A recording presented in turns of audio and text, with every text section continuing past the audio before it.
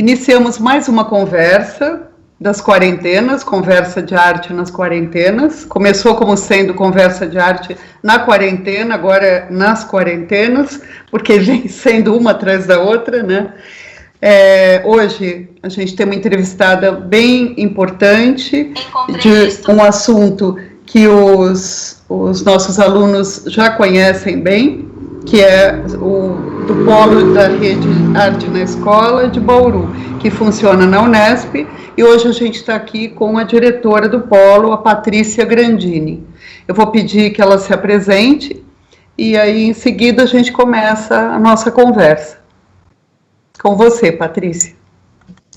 Olá, tudo bem? Espero que todos que estão aí me ouvindo estejam bem, se cuidando nesse tempo bastante esquisito, difícil e muito novo para todos nós.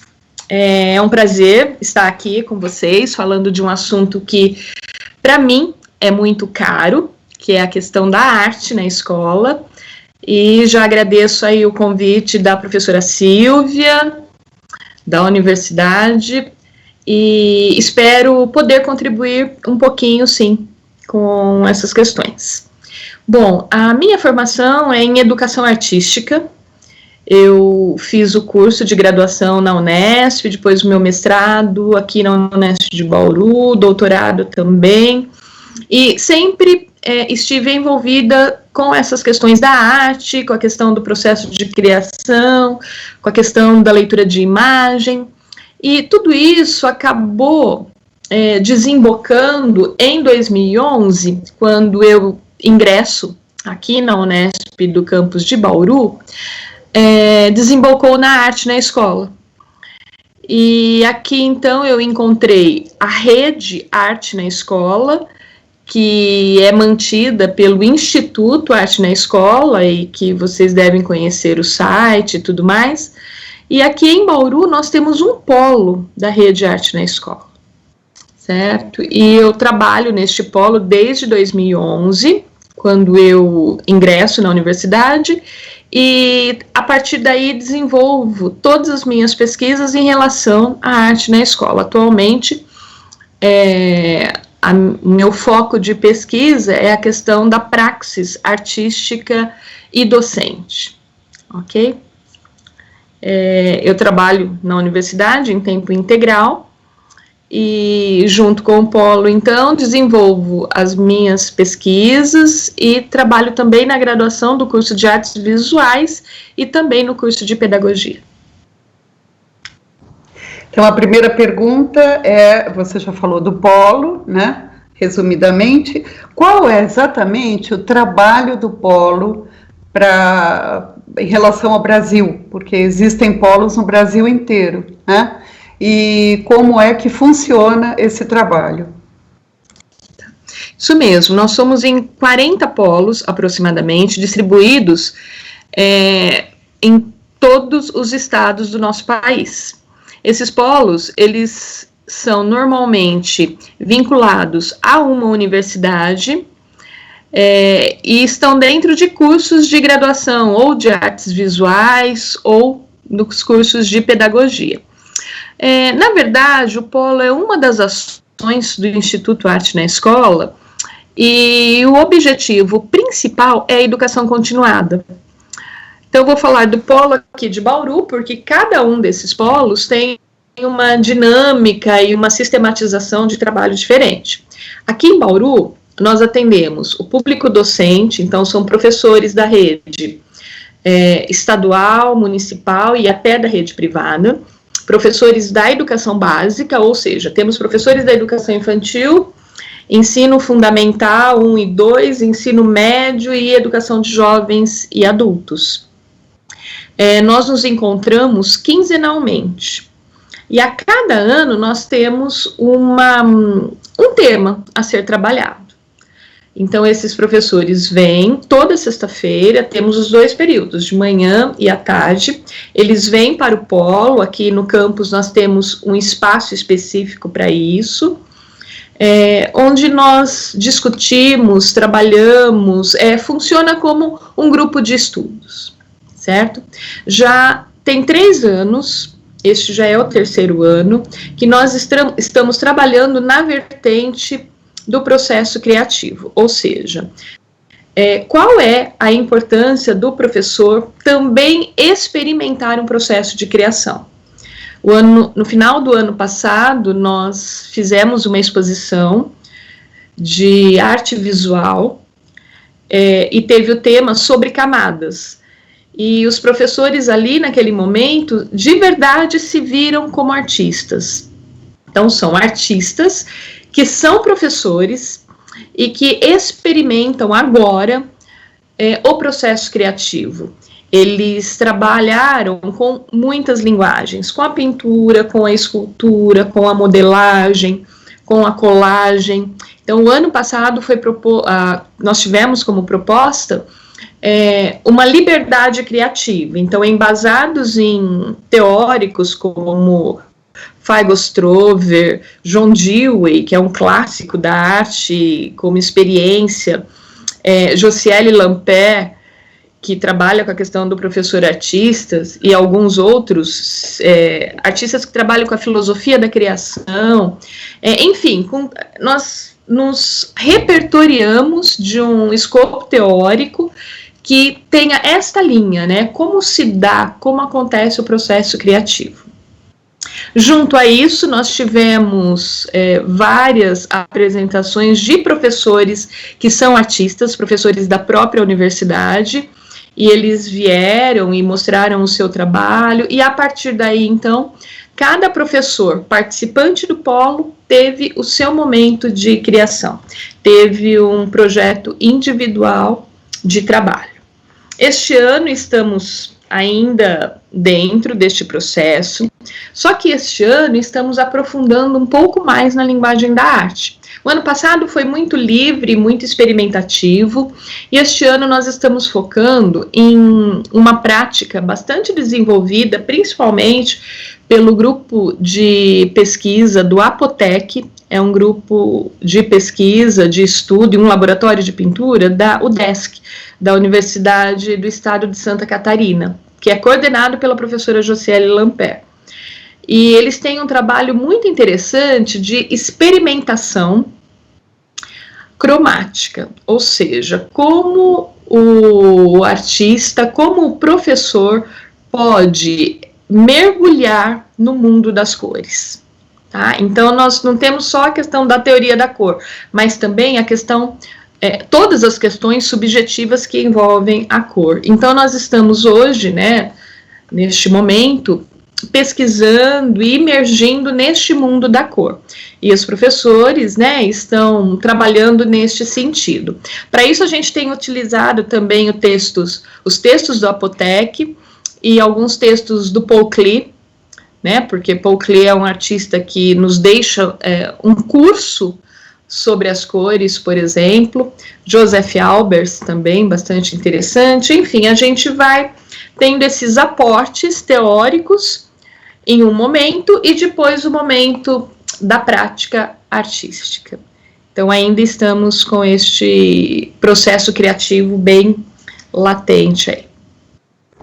Uma pergunta, esse grupo é um grupo fechado ou vocês aceitam eventualmente outros professores durante a caminhada? Sim, não, a gente, sempre no início dos semestres, a gente faz uma chamada pública. Então, pode ser professor de qualquer lugar. Nós temos, inclusive, hoje no nosso grupo, nós temos um grupo de 70 professores participantes, e deste grupo, 10 professores são do município de Araçatuba. Agora, claro, né, que está muito mais fácil para elas, porque os nossos encontros estão sendo virtuais, mas no ano passado elas viajavam quinzenalmente, às sextas-feiras, de manhã, para participarem presencialmente dos nossos encontros. Então, uma curiosidade, ainda existem mais mulheres professoras de arte do que homens professores? Eu acho que, de modo geral, ainda existem muito mais mulheres, muito mais. O nosso grupo é basicamente 90% formado por mulheres professoras. Sim, ainda é. Você dá aula no curso de artes visuais, né, da Unesp. E você sente uma certa, um certo preconceito dos meninos, dos homens em relação ao magistério? Não, hoje não existe mais isso. Felizmente, isso mudou bastante desde os meus tempos, tá? Nós temos no curso, né, as duas modalidades, bacharelado e licenciatura. E, na verdade, é bastante dividido hoje no curso de artes, tá? Depois, lá na licenciatura, na escola, as mulheres realmente se destacam, mas no curso a gente tem uma boa divisão, bom equilíbrio. E, felizmente, nós conquistamos um espaço bom nesse sentido, né? Eu penso que, e principalmente aqueles que estão dentro do curso, né, sabem bem a importância da mulher em todos os setores, e o nosso curso, dentro da própria universidade, inclusive, também vem ganhando e conquistando até um espaço bacana, um espaço de valorização. Então, essa questão, pelo menos aqui no meu contexto, já se modificou. Eu gostaria agora que você falasse para a gente do que vem mudando desde os primeiros livros sobre arte e educação no Brasil, que era esse o nome, né? Quando eu comecei a estudar, que eu estudei com a Miriam Celeste, que eu te falei, que foi minha professora de pedagógicas, mas quando a Ana May escreveu o primeiro livro e montou o primeiro grupo, né, de professores interessados na prática e na teoria da arte na educação. O que nesse tempo todo mudou, porque mudou muita coisa, mudou a sociedade, mudaram os alunos, mudaram os professores, e o que você sente nesse percurso? Realmente, Silvia, muita coisa mudou, algumas coisas nem tanto, tá? Eu acho que eu falei da valorização da arte, do curso de artes, aqui na Unesp de Bauru, tá? Entretanto, num contexto geral, num contexto histórico, no contexto nacional, a gente está vendo a todo momento os ataques, né, que desvalorizam cada vez mais a prática artística, professor de artes e também professor de um modo geral. Ok. Então, talvez este cenário não tenha mudado tanto quanto a gente gostaria. Tá? Embora eu sinta que as iniciativas estão acontecendo e um movimento para isso também, haja visto o nosso polo, né? Nós tínhamos aí 20 professoras há 5 anos atrás, hoje somos em 70. Então, eu penso que esse interesse realmente tenha mudado, né? De alguma maneira, isto está alavancando, sim, este interesse. Bom, mas em relação à arte e educação, eu penso que muita coisa mudou, inclusive a própria consciência, né, dessa precursora do tema no Brasil, que é a professora Ana May Barbosa. Ela, quando escreveu o primeiro livro e mostrou pela primeira vez possibilidades de leitura de mundo, ela nos mostra a metodologia triangular, né? Que era uma metodologia que todos devem conhecer, que consiste em um tripé, né, de contextualização, interpretação e produção de arte. Muito bem. Então, por muitos anos, eu acredito que até a primeira década do século XXI, esta metodologia foi largamente estudada e muito expandida, e muitas reflexões e pesquisas aconteceram sobre isso, e ainda acontecem.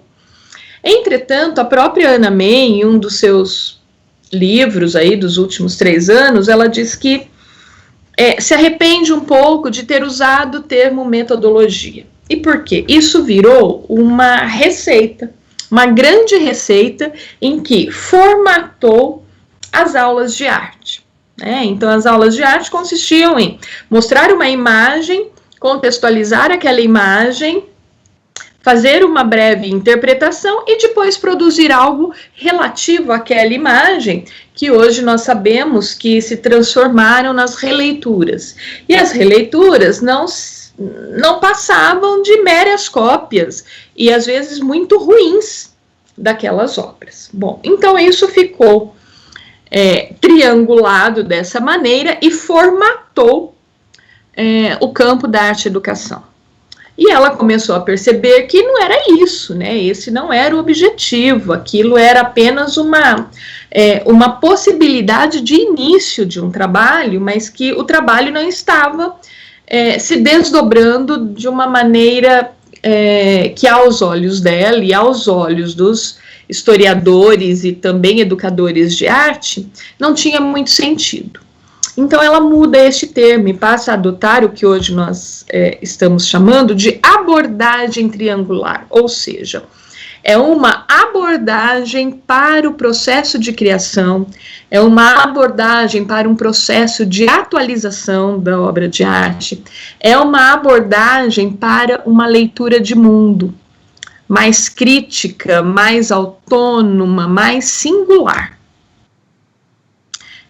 Mudando, então, este termo, as coisas começam a ganhar um outro lugar, tá? E junto a isso, então, outros teóricos, discípulos de Anna May, às vezes não, eles também começaram a se debruçar sobre isso, e a gente começa a ganhar muitas outras vertentes para estudar a arte e educação. Claro que nós ainda, arte educadores, ainda bebemos na fonte clássica de, como eu falei, John Dewey, Lowenfeld, e aí Paulo Freire, e aí Anna May também, claro. Tá? Mas hoje a gente percebe que há um campo muito mais expandido para a arte educação. Por exemplo, a gente tem essa pesquisa que eu disse que eu estou trabalhando, que é a pesquisa do conceito professor-artista, né? O que é ser um professor-artista? É um professor que não precisa necessariamente estar vinculado ao mercado da arte, embora possa, claro que sim, mas é aquele professor que está experimentando o processo de criação constantemente. Porque é muito difícil eu exigir criatividade dos meus alunos e não saber exatamente o que isso significa, né? Muitas vezes a minha própria criatividade docente está totalmente estagnada, né? Muitas vezes sou uma professora que, bom, eu não preciso mais preparar minhas aulas, porque eu já preparei o ano que vem, o conteúdo é o mesmo, tá tudo certo. Né? Então, que lugar é esse deste professor e que lugar é este deste professor de arte? Então, não é assim, né? Quando eu vivencio o meu processo criativo, quando eu experimento fora do meu espaço de sala de aula, a pintura, a escultura, a modelagem, a instalação, a tecelagem, enfim, outras linguagens artísticas, eu estou conhecendo o lugar da criação. Eu estou sabendo como é ser um ser criativo. E aí fica muito mais fácil, eu fico muito mais próxima do meu aluno a partir daí. Tá? Uma outra vertente teórica que está também... Bom, e dentro desta linha, né, do professor artista, a gente tem vários outros professores e teóricos, Josiele Lampert, Fábio Wozniak, por exemplo, tem um professor português, Joaquim Alberto de Jesus, então todos eles estão, sim, trabalhando com essas questões, tá? A gente tem também uma outra... são muitas, né? Outra vertente, por exemplo, aquelas que a própria Miriam Celeste ainda está trabalhando, embora Miriam Celeste, Rosi Avelberg, Maria Cristina Rizzi sejam também da geração de Anna May, elas ainda continuam atuante e seguindo e se expandindo. A Miriam Celeste vem trazer algo muito importante, né? Ela diz que a base de toda aula de arte, de todo o processo educativo que envolve as artes, ele precisa se dar conta que o necessário é se proporcionar aos alunos a experiência estética. Quando ela diz isso, ela nos fala também como conseguir que os meus alunos de verdade tenham essa experiência. Tá? E ela diz que para isso é necessário que também tenhamos guardadinho lá em nossas gavetinhas internas a abordagem triangular. E aí ela dá uma nova roupagem para isso, quando ela fala que é necessário a nutrição estética, é necessário a curadoria educativa e depois a ação propositora. Ora, a nutrição estética é oferecer de verdade campos estéticos para esses meus alunos.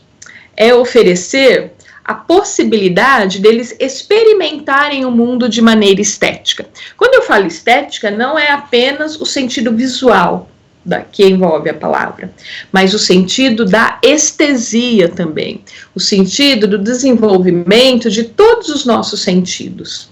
Então, é uma nutrição estética, mas também estésica. Tá? Depois, a curadoria educativa. O que eu vou levar para os meus alunos, para a minha escola? O que eu escolho para abordar aquele determinado conteúdo que eu tenho que trabalhar? Tá? E por fim a ação propositora. E é justamente aí a ação propositora que vai garantir um desdobramento de tudo aquilo que os meus alunos beberam, de toda aquela alimentação estética que eles tiveram. Eles vão então participar desta ação que foi proposta pelo professor.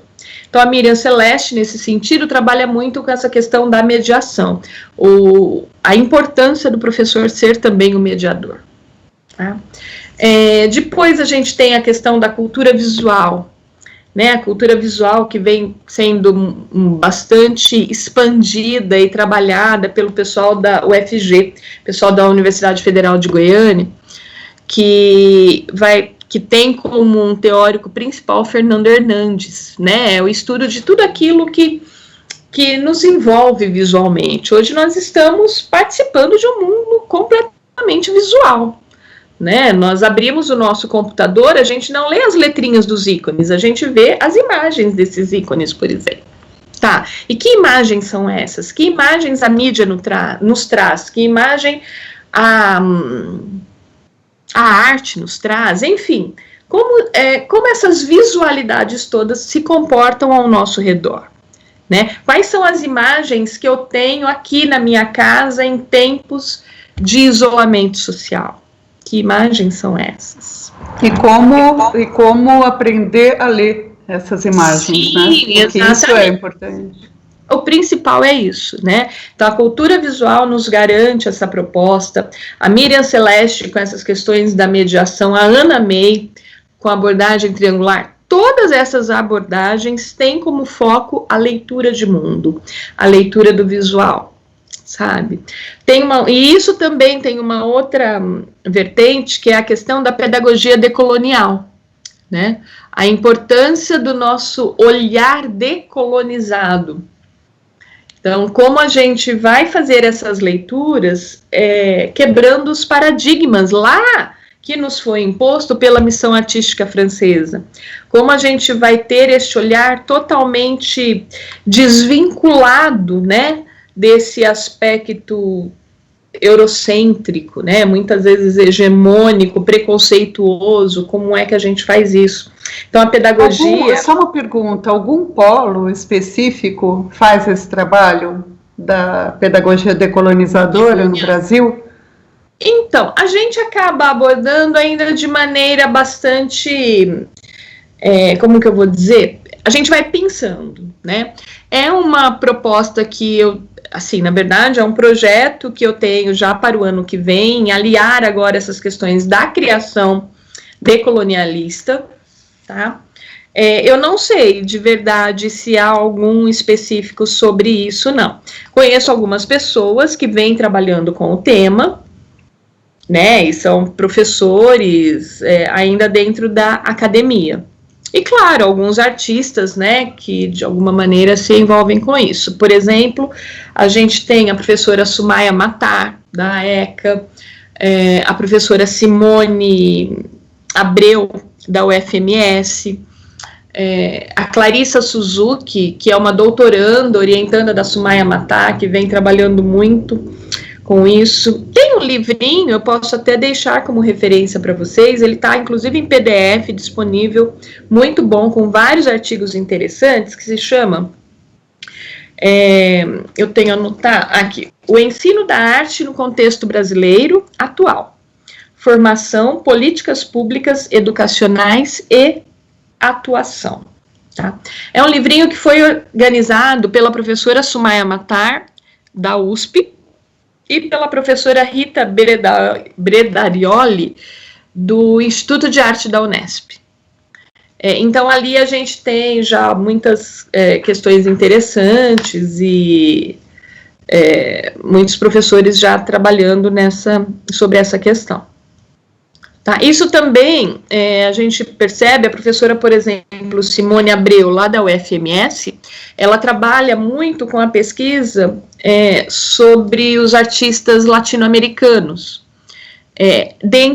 a partir dessa perspectiva da decolonização. Então, também é bem importante. Tem na Unicamp um grupo inclusive lá na Unicamp, né, tem um vestibular, né, específico para o público indígena, e lá também, dentro deste grupo, tem também algumas ações nesse sentido. Enfim, depois, né, que a Ana May nos abriu o caminho, as reflexões e as pesquisas, elas estão sendo expandidas muito, né, e cada vez mais a gente percebe como a arte pode permear, né, e atravessar pelos vários campos do conhecimento. Então, é justamente por isso que a arte é também um campo de conhecimento, porque ela está em todos os outros campos. Então, aqui eu gostaria de abrir um parêntesezinho para falar sobre os alunos que escolhem como tema a metodologia triangular para os seus TCCs, mas que eles saíssem um pouco só dos livros da Ana May e da metodologia triangular, como ela foi pensada na época, e fizessem um percurso como esse que você está mostrando, para que houvesse essa expansão do conceito, né? Mesmo Sim. que a gente considere historicamente a Ana May como sendo a base. Sim, ela é a nossa base, né? Mas que não parem aí, né? Claro, exatamente. Ela própria, né, fala isso em seus textos. Essa é uma abordagem e, por favor, não fiquem aqui, né, saiam, né, tentem expandir este campo. E a gente tem muitos campos, né, a serem expandidos. Óbvio, né, que a Ana May vai estar presente, né, dentro de um contexto de TCC, quando a gente coloca... Sempre no TCC a gente precisa de um contexto histórico, social, mas e daí, né? E depois, como a gente vai desdobrar isso? É excelente, dá para a gente trabalhar muitas questões. E aí, dentro de um aspecto que até a rede Arte na Escola trabalha muito, né? A gente precisa pensar sempre nas questões rizomáticas que envolvem os nossos temas, sempre, né? Porque um tema, ele sempre nos dá margem para desenvolver vários territórios da arte. Claro que no TCC a gente não tem que desenvolver todos eles, não, mas a gente precisa ter essa consciência, né, de quais são os territórios que a minha pesquisa vai poder abraçar. Eu acho legal aproveitar aqui a sua fala para mostrar para os alunos que esse também é um campo legal para um mestrado depois, né? Mas seguir por aí e se aprofundar, ter contato com outras universidades, saber o que está sendo feito, ler, procurar textos, procurar livros, isso é muito importante. Claro, a potência de pesquisa neste campo é enorme, né? Tanto para esta abordagem mais teórica, e também para as abordagens mais práticas. Eu mesma, né, me envolvi com essa questão do professor artística artista, justamente porque eu senti a necessidade de me voltar um pouco para a minha prática. E posso dizer, né, que isso está acontecendo agora, né, na minha vida como professora há uns 5 anos e tudo muda daí, né? O nosso olhar sobre o trabalho dos nossos alunos muda drasticamente. Né? Até sobre a própria leitura da obra de arte, né? Sim, até sobre a arte muda. Tudo. Por conta de todo o sistema acadêmico, de tudo aquilo que eu precisei dar conta, eu fiquei afastada da minha produção artística por muito tempo, talvez uns 10 anos. E agora, quando eu retomo, nossa, isso vem de uma outra maneira, né? Isso vem de uma maneira, inclusive, mais livre mesmo. Então, eu acho que o professor de arte, ele não pode se desligar da sua produção artística. Hoje eu penso que isso é fundamental, estou convencida disso. Agora, para ir nos encaminhando já para o final da conversa, que é muito rica, que está sendo muito propositora, né? Eu gostaria que você falasse um pouco do que significa seguir essa carreira hoje, no momento atual, no contexto histórico-social, para não cair naquela coisa super pronta, né, de dizer, nossa, mas você vai ser professor, e ainda professor de arte, que é uma matéria que não interessa para os alunos, é a hora do recreio, isso não dá em nada, e você vai ganhar o quê? O professor é tão mal pago, enfim, né, a gente está no momento do curso que nós também tentamos abrir possibilidades que não sejam só a do magistério. Porém, algumas pessoas, elas têm vocação para isso e elas servem muito bem a essa profissão, né, de dar aula, que é muito desacreditada entre os brasileiros, principalmente hoje. Então, nesse sentido, o que você teria para apontar? Bom, eu penso o seguinte, nós já temos um diferencial. Né? Qual é esse diferencial? Quem escolhe fazer arte, tanto no bacharelado quanto na licenciatura, é alguém que quer de verdade fazer arte, tá? Eu não conheço nenhum pai, nenhuma mãe, nenhum responsável por adolescente que fala, nossa, era o meu sonho que o meu filho ou a minha filha fizesse um curso de artes. É muito difícil, existe, mas é bem difícil, ou seja, eu conheço o contrário, né, alunos que chegam e falam, olha, professora, eu estou aqui porque eu fui teimosa, o meu pai não queria de jeito nenhum, minha família falou que eu vou morrer de fome, mas eu vim mesmo assim. Muito bem, para esses que vieram mesmo assim, para esses que vieram porque de verdade quiseram, eu tenho a dizer que somos, e aí eu me incluo, acho que a Silvia também, somos pessoas de muita coragem, primeiro, né? É um cenário muito difícil, principalmente para a área da licenciatura, sim, mas é um cenário bastante promissor no sentido do desenvolvimento de outras pessoas, certo? Ser professor de arte hoje está realmente muito difícil, mas estamos com a faca e o queijo na mão. Estamos podendo mostrar o quanto a arte é potente, o quanto é possível trabalhar com arte, dentro da escola e aí fora dela. Eu sempre digo, inclusive para os alunos do bacharelado, né? Todo professor, todo artista é educador. Mesmo aquele que não vai para a sala de aula. Ele é um educador. Né? A sua obra vai fazer parte, em algum momento, de um crivo do leitor. Um crivo não no sentido de julgamento, mas do olhar, vamos colocar assim, ela vai ser um objeto de leitura. E isso é educar. Quando eu ofereço algo para alguém ler, é um gesto educativo. Então, nós temos essa chance, né, de mostrar que sim, nós precisamos da arte. Que sim, cultura e arte faz parte da humanidade. Que sim, a arte é uma área do conhecimento e que sim, a arte pode transformar.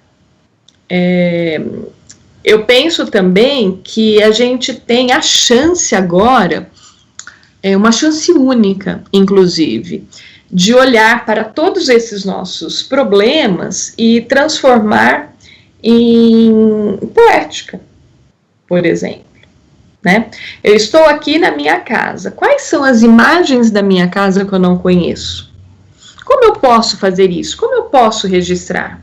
Eu dei na semana passada, né? Agora, como eu disse, nós estamos com atividades remotas, né? Em tudo. E para a minha turma de licenciatura do 3º ano de artes visuais, a disciplina se chama Ensino da Arte na Contemporaneidade. Eu lancei uma ação poética, tá? E durante 2 semanas eles tinham que olhar para a casa, para o espaço em que eles estavam, e deveriam registrar cenas que normalmente, ou cenas que às vezes lhe tocam, lhe chamam a atenção e eles não percebem, ou até cenas que eles nunca tinham visto. Olha, nós tivemos na semana passada as apresentações dessas fotografias. Tem imagens belíssimas. Tá?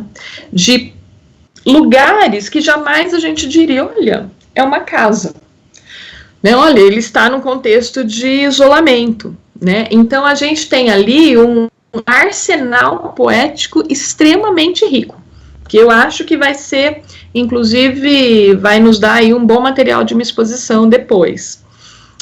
Tem algumas imagens que vocês vão poder observar, que faz parte de um livrinho, que até tenho ele aqui, ele se chama Visualidades Poéticas, tá? Então, em 2015, a Universidade Estadual de Londrina propôs um seminário sobre visualidades poéticas, e as propositoras, que são as organizadoras do livro, que é a professora Maria Cláudia, a professora Maria Irene, elas ofereceram uma proposta muito interessante para uma turma, né? Na verdade, elas também são professoras do Polo, e uma das ações propostas foram: vamos olhar para a nossa escola, vamos ver quais são as imagens que nós temos aqui. Quando a gente pensa, né, nesse espaço escolar, logo vem os problemas, né? A quadra que está desmoronando, a cozinha que está toda com aqueles móveis caindo e estão descolados, as carteiras todas riscadas, o chão muito velho, as paredes descascadas, enfim. A gente pensa nessa precariedade da escola. Tá bom. A proposta foi: vamos olhar para esta precariedade e vamos ver quais são as suas potencialidades poéticas e vamos tirar fotos com os seus celulares. Elas propuseram isso para os alunos. Tem aí 4 imagens, 4 fotografias deste trabalho, e vocês vão poder perceber que são imagens de uma força muito grande, de uma potência artística muito grande. São fotografias da escada, do chão rachado da escola, de uma caneca utilizada na hora da merenda, por exemplo, enfim, de uma parede toda manchada. Ou seja, esses alunos olharam para a adversidade com outros olhos. Eles desconstruíram aquela coisa: olha, nós temos que então pintar aqui essa parede da escola para poder tirar uma boa foto. Vamos tirar foto da árvore, que é o mais bonito que nós temos na escola. Não, eles olharam para os problemas. Então, vejam a riqueza artística que nós temos aqui ao nosso lado, junto de nós. Então, eu penso que o professor de arte, ele tem isso, né, como força de trabalho. E as pessoas que escolhem o campo da licenciatura, elas não precisam, inclusive está neste livro, né, elas escrevem, que a gente não pode deixar que esses problemas, que essas adversidades nos seguem. Nesse sentido de não nos permitir que olhemos por um outro modo. Claro que a gente precisa lutar por um espaço melhor, uma estrutura melhor, óbvio que sim.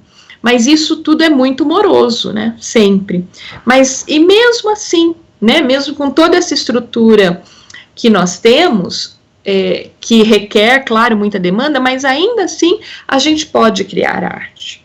E já o Hélio Oiticica dizia, né? Que na adversidade vivemos. Exatamente, então porque na adversidade vivemos e é o nosso aqui e agora. Inclusive nessa fase que a gente está vivendo, que é longe do ideal, é aquilo que ninguém queria, aquilo que ninguém imaginou. Não. Aliás, né, por que existe criatividade? A criatividade só existe porque tem problemas. Né? A Virginia Kastrup, uma professora da Universidade do Rio de Janeiro, ela diz que a criatividade ela só existiu porque o homem teve um grande problema para resolver e precisou dar um jeito e resolver aquilo. Então, ela vai chamar isso de criatividade inventiva. É uma invenção. Então, é o que nós estamos fazendo agora. Estamos, sim, reinventando o nosso cotidiano, reinventando a nossa forma de viver. E para nós que somos seres criativos, é difícil. Imaginem para quem deixou que aquela criatividade se estacionasse em algum momento da vida, certo? Então, nós, como professores de arte, eu penso que temos esta vontade, né, e quase uma obrigação de manter viva a escola através da criação.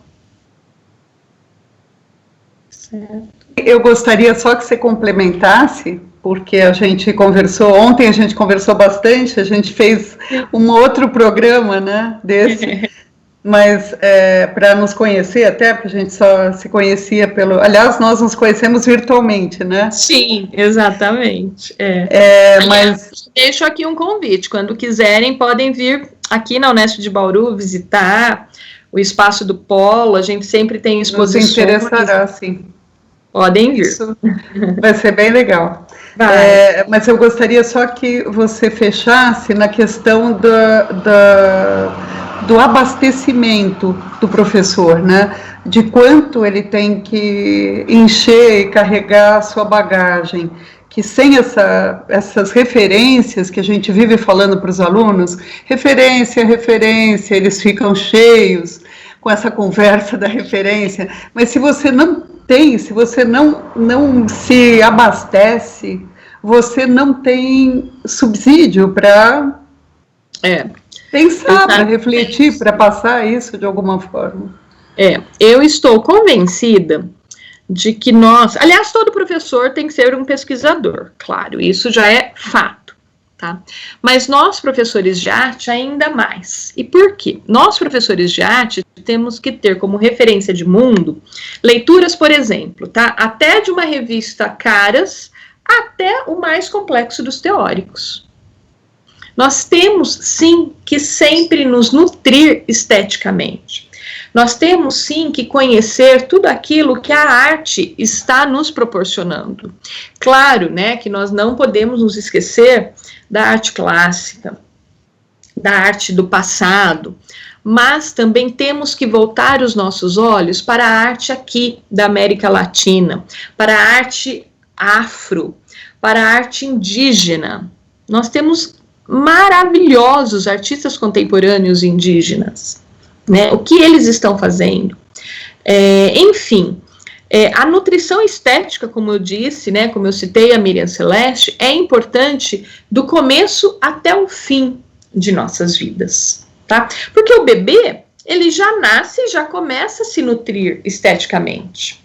Ele já começa a perceber todos aqueles sons, toda aquela movimentação, ele já começa a perceber quem é a mãe, quem é o pai, quem é o irmão. Isso é nutrição estética.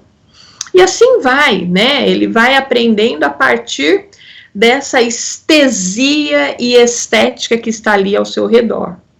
E nós temos que manter isso sempre.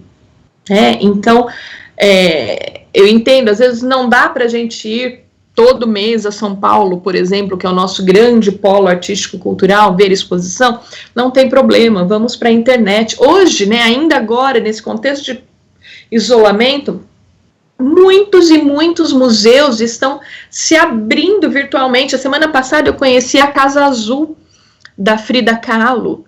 É fantástico aquele museu. Né? E agora nós estamos tendo essa oportunidade, né, de conhecer esses espaços. Enfim, nós temos sim que estar constantemente ligados a tudo aquilo que acontece ao nosso redor. Eu só chamaria atenção, você falou do bebê, eu acho interessante, porque já ouvi muito isso até em São Paulo, que é um lugar onde se pensa que as pessoas têm um pouco mais de formação, né, muitas vezes, de uma maneira errada, muitas vezes, mas de gente dizendo, mas por que eu vou pagar uma pré-escola esse valor absurdo, se o que meu filho precisa aos 2 anos é sentar na areia e brincar com a mão, né? Eu vou pagar tudo isso para qualquer um fazer esse trabalho? E são pessoas, e em geral, né, a gente vê isso, que não entendem, não sabem que as crianças, desde pequenas, elas são estimuladas a pensamento criativo, a sinestesia, uma série de elementos que vão fazer com que o ser cresça de uma maneira mais integral. E se você passa por cima disso, você acaba tratando a criança, seja lá em que idade ela esteja, bebê, pré-escolar, escolar, adolescente, como um mero receptor de informação, né? Que está sentado ali e não existe uma interação, você vai estar falando com alguém que está pronto só para receber e não... O grande problema hoje da nossa escola é justamente esse, né, que começa a preparar o bebê, e eu falo isso sem dúvidas, tá? Já tive pesquisas e já participei disso. A partir de 8, 9 meses, ele já começa a ser preparado para a alfabetização. Aos 2 anos, já começa a se pensar no vestibular, que vai acontecer lá na frente. Ou seja, é um absurdo. Né? Isso, não há criatividade que resista. E fora a informática, algumas escolas ainda deixam o celular ou o tablet parte do material escolar. Exatamente. Até os 7 anos, a criança não está pronta para nenhum tipo de atividade racional. Né? Até os 7, racional sistematizada, tá? Ler, escrever, fazer conta, nada disso. Até os 7 anos, não. É um absurdo a alfabetização antes disso. A alfabetização no tempo certo é após os 7 anos de idade. Até os 7 anos, nem o sistema digestivo da criança está totalmente formado. Aí o que vai acontecer? Ela aprende muito bem. Aos 4 anos ela aprende a ler, aprende a escrever, que é uma belezinha. Só que essa energia toda dispensada vai fazer falta. Então não é à toa que hoje o nosso... número de pré-adolescentes e adolescentes com problemas gástricos, por exemplo, está aumentando. É muito fácil a gente ver crianças, né, que a meu ver ainda são crianças de 12 anos, com gastrite, com esofagite, por exemplo, e depois isso vai se transformando, tudo vai se somatizando, e vem a ansiedade, vem a depressão, vem essas crises que nós estamos atolados há um bom tempo com esses jovens. Enfim.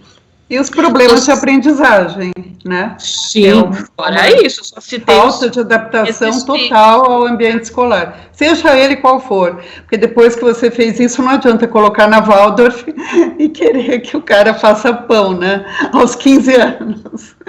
Que bom, e o que é muito bom, né? Fazer ótimo. 15 anos, né? Eu sou maravilhoso. Maravilhoso. Muito bom, né? Eu acho que Mas tem gente que acorda tarde, né, para isso. Tem Sim. Os pais se preocupam na hora que a escola chama e diz, eu não sei mais o que eu vou fazer com o seu filho, porque... Mas muitas vezes, Silvia, isso acontece e às vezes dá para reverter. O grande problema é quando isso não acontece. E aí aquele jovem fica, né, porque ele precisa prestar um vestibular cuja concorrência é altíssima e ele não consegue, e isso vai trazendo problemas. E não sabe nem para que ele está prestando, né? Não sabe nem o que ele está prestando e para quê. Então eu volto a dizer, a arte é mais uma possibilidade de educação, né? Quando a gente tem um ensino, uma educação pela arte, tudo isso fica muito minimizado. Não vou dizer que não existe, claro, os problemas existem sempre, mas a arte consegue garantir um desenvolvimento pleno, um desenvolvimento holístico do ser humano. E isso é fundamental, né? Então vejam, né, como se estabelece, ou como recai ainda mais a responsabilidade em cima do professor de artes, né? Então, o nosso trabalho é muito lindo, é muito promissor no sentido de formação humana. Não é rentável, tá? Não ganhamos dinheiro, tá? Mas isso é o que menos importa, eu acho, que para o ser humano alcançar um nível, né, de qualidade de vida. Porque o que adianta, né, ser um milionário hoje, por exemplo, se eu não posso sair, eu não posso comprar uma roupa, eu não posso gastar esse meu dinheiro. Porque quem tem muito dinheiro é aquele que gosta de gastar muito, né? Será que a gente precisa gastar muito? Né? O mundo está mudando, né? As formas de estar no mundo. Aqui, estou divagando porque a arte acaba sempre nos levando, né, a essas deambulações todas. Mas é que se discute muito essa coisa, né, na sociedade, e a arte discute também essas questões porque ela vive nesse tempo, né? Exatamente. Então a vida na cidade, a importância de ter carros, vários carros, a importância de ter casas imensas, imóveis muito grandes, que são coisas que nas cidades maiores e no mundo, nas cidades mais desenvolvidas, já se pensa de uma outra maneira, né?